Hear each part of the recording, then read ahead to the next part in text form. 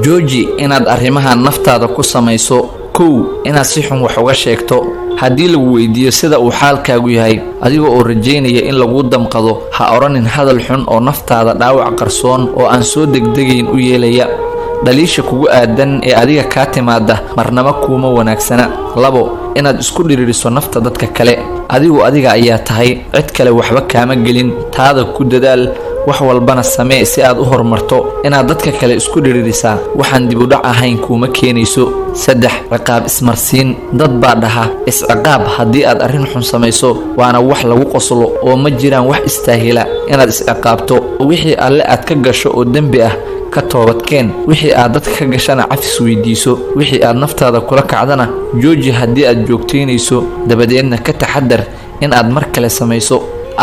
la saaxiibidda dadka xun. xadiiskii Abu Hurayra ee uu suubanaha nabadgelyo naxariis korkiisa ahaatee ka wariyay waa tii uu ahaa: qofka diinta saaxiibkiis ayuu taagan yahay, ee midkiin ha ilaasho cidda uu saaxiibka la yahay. haddaba ha oranin marnaba yeelan maayo dhaqamada saaxiibkay, waayo ma ahan arrin aad adigu maamuli karto haddii saaxiibkaas xun wakhtiga ugu badan aad isla qaadataan.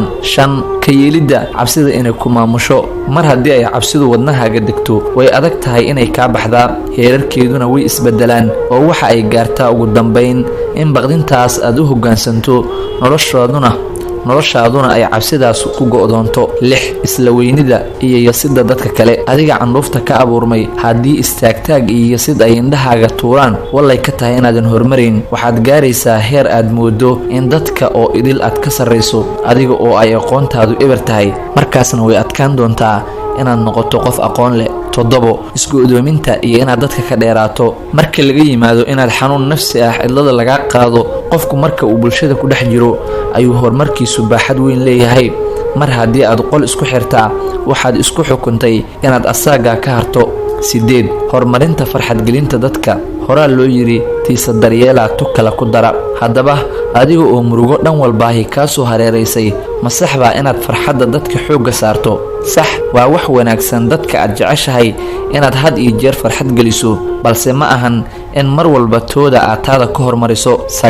ku luminta wakhtiga baraha bulshada. dad baa celcelis ahaan maalintii baraha bulshada ku lumiya 10 saacadood. wakhtigaasna ma yara, waana wakhti uu ku qabsan karo boqolaal arrimood oo tayo u leh maalintiisa iyo mustaqbalkiisaba. haddaba maaree wakhtiga aad barahaas tirada badan ku jirto, oo wakhtiga yar ee aad ku jirto faa'iido ka kororso ama faa'iido ku gudbi.